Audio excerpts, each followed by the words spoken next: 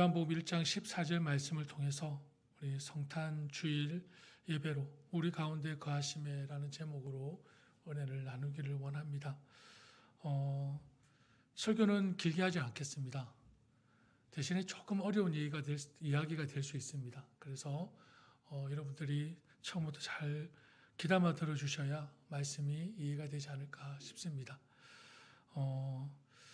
질문을 하나 드려보겠습니다. 하나님께서 이 말씀, 우리가 이 성경책을 기록하게 하신 목적이 무엇이라고 생각하십니까?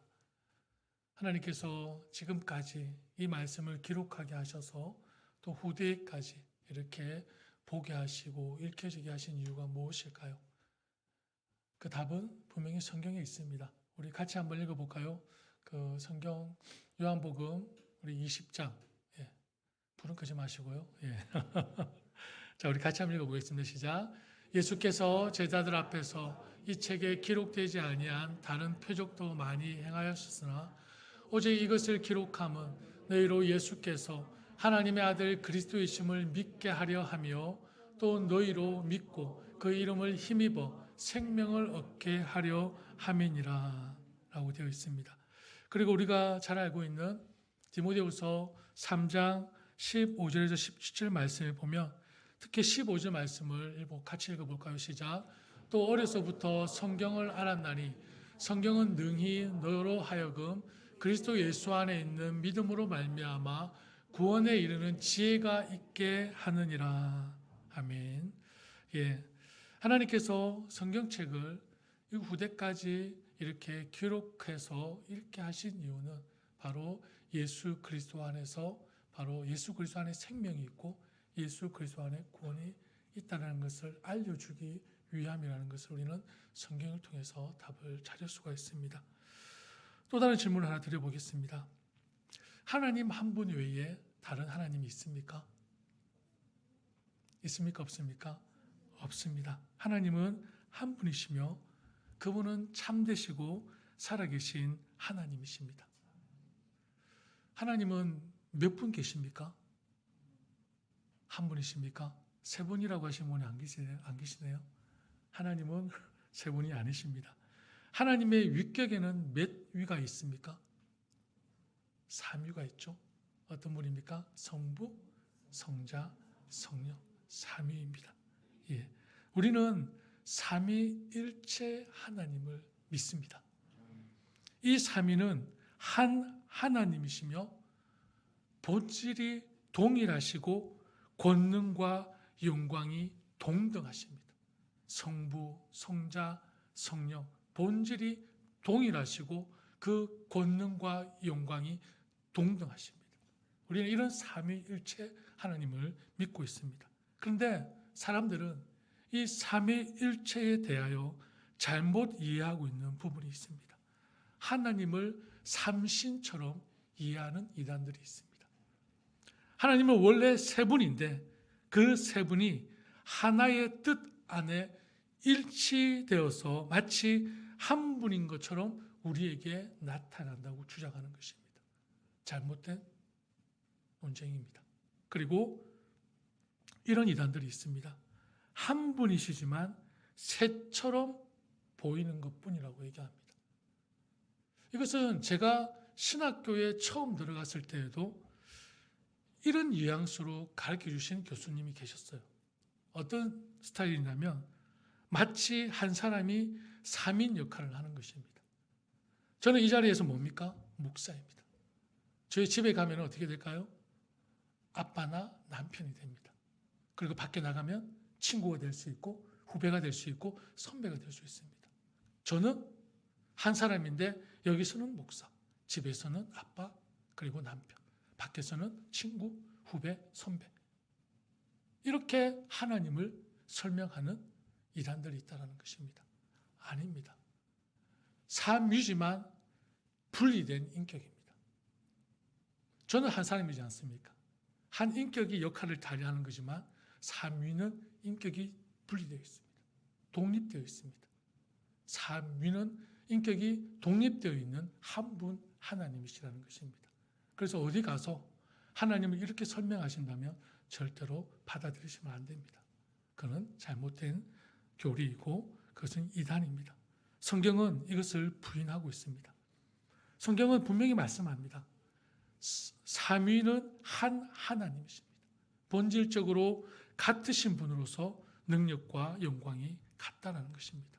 누가 더 높고 낮은 것이 아니라 동등하게 똑같이 능력이 있으시며 동일한 영광을 받으셔야 한다는 것입니다.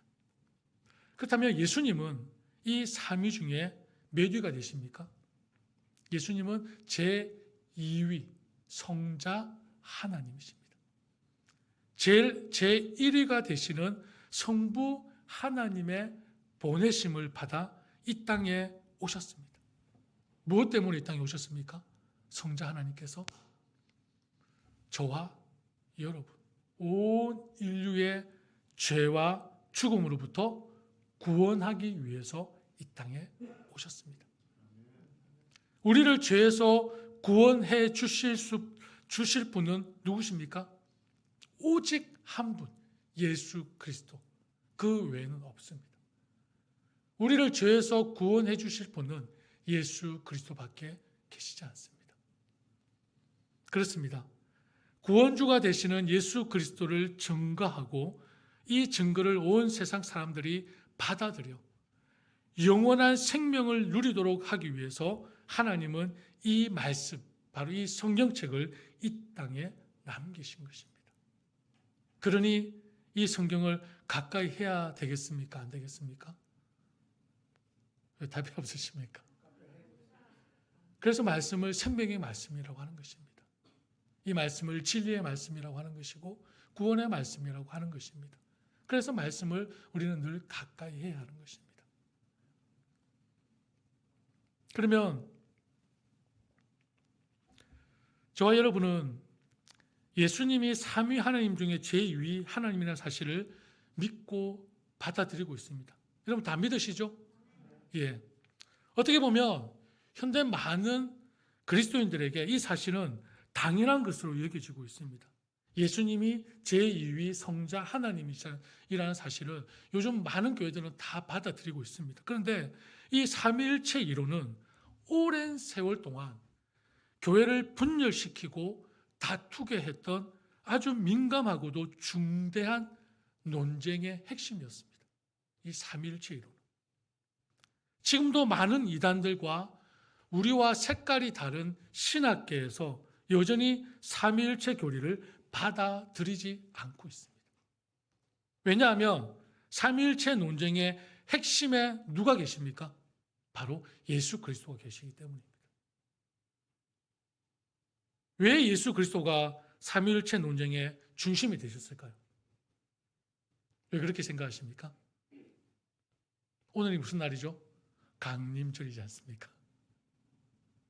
신이 인간의 몸을 입고 이 땅에 왔다는 이유로 삼위일체 논쟁의 지금 중심이 되어 있습니다. 예수님이 신이다, 아니다, 인간이다. 이것이 바로 삼위일체 논쟁의 핵심입니다. 예수님의 제자 사도 요한이 이 요한복음을 기록할 당시 상황도 이와 같은 문제로 예수 그리스도를 하나님으로 인정하지 않았습니다. 유대인들에게 하나님이 성부와 성자와 성령의 세 위를 가지면서도 동시에 한 분 하나님이라는 것을 받아들일 수 없었던 것입니다. 유대인들도 누구를 기다리고 있었습니까? 지금도 메시아를 기다리고 있습니다. 곧 그리스도를 간절히 기다리고 있었지만 예수님이 신성을 가지고 있는 한 분 하나님이시라는 것을 인정할 수 없었던 것입니다. 유대인들이 그리스도로 오신 예수님을 십자가에 못 박아 죽인 이유가 무엇입니까? 하나님과 자신이 하나라고 주장했기 때문에, 하나님과 나는 하나다라고 주장했기 때문에 유대인들은 그것을 받아들일 수 없었고 십자가에 못 박아 죽여버렸습니다. 그리고 이 당시에 또 다른 이유가 있습니다. 예수님을 하나님으로 인정하지 않은 이유가, 그 당시에는 헬라 문화권이 있었습니다. 헬라 사상은 영은 선하고 육은 악하다는 것입니다. 이원론을 믿고 있었습니다. 영은 선하고 육은 악하다. 이 땅에 헬라 문화권에 있던 사람들이 고귀한 신적 존재인 그리스도가 육체를 입은 인간이 되었다는 사실을 받아들일 수 없는 사상이죠. 영은 선하고 육은 악하다는 이율론에 있었던 그들이 어떻게 육체를 입은 하나님을 이해할 수 있겠습니까? 이해할 수가 없었습니다. 이처럼 초대교회 시대 때 영지주의자들과 같은 이단들이 예수 그리스도가 이 땅에 인간의 몸을 입고 오셨다는 사실을 부인하고 있을 때 사도 요한은 예수님은 하나님의 아들이 되심을 변증하기 위해 이 요한복음이라는 책을 기록하였습니다. 예수님이 하나님의 아들이심을 변증하기 위해서. 사도 요한은 요한복음 1장 1절 말씀에 1장 1절 말씀 같이 읽어볼까요? 1장 1절 시작. 태초에 말씀이 계시니라. 이 말씀이 하나님과 함께 계셨으니 이 말씀은 곧 하나님이시니라. 아멘. 말씀으로 번역되는 헬라어 로고스를 누구로 묘사하고 있습니까? 바로 예수님으로 묘사하고 있습니다. 예수님으로 묘사하고 있습니다. 이 말씀이 하나님과 함께 계셨으니 이 말씀은 곧 하나님이시니라 라고 말함으로써 예수님이 영원한 하나님이시며 본질적인 하나님이시고 하나님과 동등한 분이시라는 사실을 중요한 사실로 주장하고 있습니다. 그런데 오늘 본문 말씀에서 훨씬 더 놀라운 사실을 우리에게 보여주고 있습니다. 하나님의 말씀이 어떻게 되었다고 합니까? 육신이 되었다고 합니다. 하나님이 사람이 되신 것입니다. 바로 성육신 사건입니다. 오늘 14절 말씀에 말씀이 육신이 되어 우리 가운데 거하시매라고 말씀하고 있습니다. 여러분, 하나님이 사람이 되신 것은 우리에게 뭘 보여주는 사건입니까? 친히 하나님의 영광을 우리에게 직접 보여주신 사건입니다. 사람이 되셨다는 것은. 하나님의 은혜가 예수 그리스도의 탄생으로 의인화된 순간을 떠올리게 함으로써 우리에게 큰 위로와 기쁨을 주기 원하셨던 것입니다. 여러분, 지금 우리가 예수님이 이 땅에 오신 것을 보지 못했습니다. 우리는 목격하지 못했습니다. 그러나 역사는 우리에게 보여주고 있습니다. 2000년 전에 이 땅에 예수 그리스도께서 인간의 몸을 입고 오셨다는 사실을, 그 사실만으로 하나님은 우리에게 큰 위로와 은혜를 주기 위함이라는 것입니다. 그게 뭡니까? 바로 하나님의 영광을 보여주고자 이 땅에 오셨다는 것입니다. 우리 가운데 거하심에, 여러분, 이 말씀을 원어로 풀어보면 이렇습니다. 그는 우리 가운데 천막을 치셨다라는 뜻입니다. 그는 우리 가운데 천막을 치셨다. 하나님이 사람의 몸을 입고 이 땅에 오신 사건은 단순한 사건이 아니라 하나님이 이 땅에서 어떻게 하려고요? 살려고 오셨다는 것입니다. 하나님이 이 땅에 살려고 오셨다는 것입니다. 그래서 우리 가운데 어떻게 하셨다고요? 천막을 치셨다는 것입니다. 여러분, 천막 얘기하니까 혹시 떠올려지는 단어가 있지 않습니까? 천막 하니까. 출애굽기 열심히 읽었지 않으셨습니까? 천막. 여러분, 성막 기억나시죠? 그게 다 천막으로 지어졌지 않습니까? 그 당시에, 그죠? 거기에 여러분, 하나님의 임재를 상징하는 곳이 어디입니까? 지성소. 지성소. 그죠? 지성소는 하나님이 자기 백성 가운데 거하시고자 하는 바로 열망을 상징하는 곳입니다. 그리고 죄인들을 만나는 곳이었습니다. 지성소는. 바로 우리 가운데 거하심에, 그가 우리 가운데 천막을 치셨다라는 이 이야기가 바로 출애굽기의 지성소를 떠올리게 합니다. 여러분, 사실 하나님이신 예수 그리스도께서 이 땅에 오신 이유를 묻는 것은 좀 아니지 않습니까? 하나님이신 예수 그리스도가 이 땅에 오신 이유를 묻는 것 자체가 아이러니하지 않습니까? 왜 그럴까요? 자, 11절, 요한복음 1장 11절 말씀 볼까요? 자, 시작. 자기 땅에 오매 자기 백성이 영접하지 아니하였으나. 그죠? 하나님이신 예수 그리스도가 이 땅에 오시는 것을 왜 오셨습니까? 묻는 것 자체가 이상한 것입니다. 왜요? 자기 땅에 오신 건데요. 하나님이 자기 땅에 오신 거예요. 이 세상 만물을 창조하시고 다스리는 분은 누구십니까? 우리 하나님이십니다. 주인이 자기 땅에 오는 것은 지극히 당연한 것 아닙니까? 이 땅에 사는 우리 또한 누구입니까? 하나님의 작품들입니다. 그죠? 다 하나님의 소유입니다. 우리가 이 땅에서 누리는 모든 것은 주인 되시는 하나님의 한량없는 사랑과 은혜라는 것을 우리는 결코 잊어서는 안 됩니다. 그저 우리는 이 땅을 어떻게 하는 자입니까? 맡은 자. 우리는 보내심을 받은 자. 우리는 청지기입니다. 우리 이곳에 우리 것이 없습니다. 다 하나님의 것입니다. 그런데 우리의 참 주인 되시는 하나님, 곧 예수님이 이 땅에 오셨는데 오히려 이 땅을 맡아 관리하는 자들이 주인을 영접하지 않았습니다. 오히려 자신들의 왕으로 오신 그리스도를 배척하고 십자가에 못 박아 죽여버렸습니다. 어처구니 없는 상황이 되어버렸지 않습니까? 그럼에도 불구하고 참 신이 되시며 유일하신 하나님께서 이 땅에 인간의 몸을 입고 오신 이유가 무엇일까요? 하나님이 이런 대접을 몰랐을까요? 인간들이 이럴 거라는 걸 모르셨을까요? 그럼에도 불구하고 하나님은 인간의 몸을 입고 이 땅에 오셨습니다. 진정한 주인이시며 왕 중의 왕이신 만왕의 왕이신 그분이 이 땅에 인간의 몸을 입고 오셨다는 것입니다.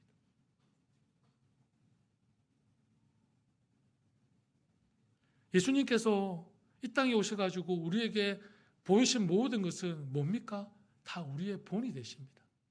삶의 본. 그렇다면 이 세상에 육신의 몸을 입고 이 땅에 오신 것은 어리석고 무지한 인간들이 직접 눈으로 보고 믿게 하려는 하나님의 사랑이지 않을까요? 직접 봐라. 14절 말씀을 다시 보십시오. 말씀이 육신이 되어 우리 가운데 거하심에 우리가 그의 영광을 보니. 그의 영광을 보니. 이 땅에 예수 그리스도께서 성육신 하신 사건은 하나님의 영광을 드러내는 놀라운 사건이라는 것입니다. 놀라운 사건. 누구든지 성령의 인도함을 받아 예수님을 만나면 예수님 안에 있는 아버지의 영광을 보게 되고 그 앞에 엎드려 뭐라고 고백할까요? 오 주님, 당신은 나의 구주가 되십니다. 예수님을 만나면 그 예수님 안에 있는 하나님의 아버지의 영광을 보게 되면 바로 저절로 우리가 고백할 수 있는 것은 주는 나의 구주가 되십니다. 고백할 수밖에 없다는 것입니다. 예수님에게는 인간이 감히 범접할 수 없는 신적인 영광과 위엄이 있기 때문입니다. 여러분 기억하십시오. 만일 예수님을 만나고도 이 영광을 깨닫지 못하거나 그 발 앞에 엎드리지 않는 이들은 다른 어떤 방법으로도 하나님을 만날 수 없습니다. 왜 그렇습니까? 예수 그리스도만이 우리가 하나님에게로 나아갈 수 있는 유일한 통로가 되시기 때문입니다. 사랑하는 여러분, 하나님이 인간의 몸으로 이 땅에 오셨다. 그리고 이 세상에 거하신다는 것은 뭘 선포하는 것입니까? 이 세상의 주인이 바로 하나님이시다는 것을 선포하는 사건입니다. 가장 낮고 낮은 천한 자리에 오셨지만 하나님이 인간의 몸을 입고 이 땅에 오신 것은 내가 이 땅의 주인이다, 내가 이 만물의 창조주다라는 것을 선포하는 사건입니다. 얼마나 놀라운 사건입니까? 그리고 성육신 사건 그 자체가 주인으로서의 뭘 보여주는 것입니까? 위엄을 보여주는 것입니다. 힘을 보여주는 것입니다. 요한복음 1장 11절 같이 읽었지만 성육신 사건을 묘사하면서 자기 땅에 오셨다고 분명하게 기록하고 있지 않습니까? 자기 땅에 오셨다. 하나님은 2000년 전에 이 땅에 잠깐 방문하신 것이 아니라 이 땅의 주인으로서 이 땅에 거하시며 이 땅을 회복하시기 위해서 오셨다는 것입니다. 우리는 그 사실을 결코 잊어서는 안 될 것입니다. 말씀을 뵙겠습니다. 사랑하는 여러분, 예수님이 이 땅에 오신 것은 기쁜 소식이 아닐 수 없습니다. 너무나 기쁜 소식입니다. 예수 그리스도를 믿는 그리스도인으로서 우리는 힘을 다해 그리스도가 참 하나님 되심을 선포하고 세상에 널리 알려야 합니다. 여러분, 성탄의 영광은 조명 불빛이나 선물 꾸러미나 상업주의적 과시에 있지 않다는 것을 기억하십시오. 성탄의 영광은 예수 그리스도를 통해 세상에 들어오시어 우리 가운데 거하시고 자신을 계시하신 하나님의 사랑입니다. 성탄의 영광은 바로 그리스도의 참 하나님이 참 인간이 되신 바로 성육신 사건입니다. 그게 바로 강림절이고 그게 바로 성탄절입니다. 따라서 성탄절의 의미를 바로 알고 우리는 실천해야 할 것입니다. 단순히 우리의 감성을 건드리거나 자선을 베풀기 위해 존재하는 것이 아닙니다. 성탄절은 그리스도를 통해 하나님의 임재 앞에 나아갈 기회를 얻은 사람들이 세상으로 나아가 그리스도의 빛을 비추어야 함을 일깨워주는 놀라운 사건이라는 것입니다. 우리가 더욱더 주님 오시는 그날에 우리는 어떻게 해야 됩니까? 예수님을 더 선포해야 하는 것입니다. 이 놀라운 기쁜 소식을 세상에 더 알려야 되는 것입니다. 그게 바로 성탄절입니다. 강림절입니다. 예수님께서 사랑을 실천하기 위하여 이 세상에 와서 사람의 몸을 입고 죄인과 같이 살다가 십자가의 죽으심으로 그 사랑을 완수하셨습니다. 그렇다면 진정한 성탄절의 의미를 아는 자라면 우리가 어떻게 실천해야 할까요? 한 가지를 적용한다면 내 마음에 싫어하는 사람까지도 사랑하는 심정으로 성탄을 맞이해야 진짜 성탄을 지킬 수 있는 것 아니겠습니까? 우리가 그 사랑을 받았는데, 우리가 그 은혜를 누리는데, 정말 우리가 성탄절을 지내고 있다면 내 마음에 싫어하는 사람도, 내 마음에 옆에 두었던 사람도 우리가 그것을 사랑으로 품고 성탄을 맞이해야 진짜 성탄절을 지킨다라고 얘기할 수 있지 않겠습니까? 사랑하는 여러분, 성탄은 참 하나님이 참 인간이 되신 놀라운 성육신 사건입니다. 이게 성탄의 본질입니다. 누구를 위해서? 우리를 구원하기 위해서, 우리를 죄에서 건지시기 위해서 친히 인간의 몸으로 이 땅에 오신 사건, 놀라운 사건입니다. 그렇다면 우리가 성탄을 통해서 우리가 더욱더 누구를 바라봐야 합니까? 예수 그리스도를 바라보고 예수 그리스도를 기대해야 합니다. 예수님을 따라 사는 삶이 되어야 할 것입니다.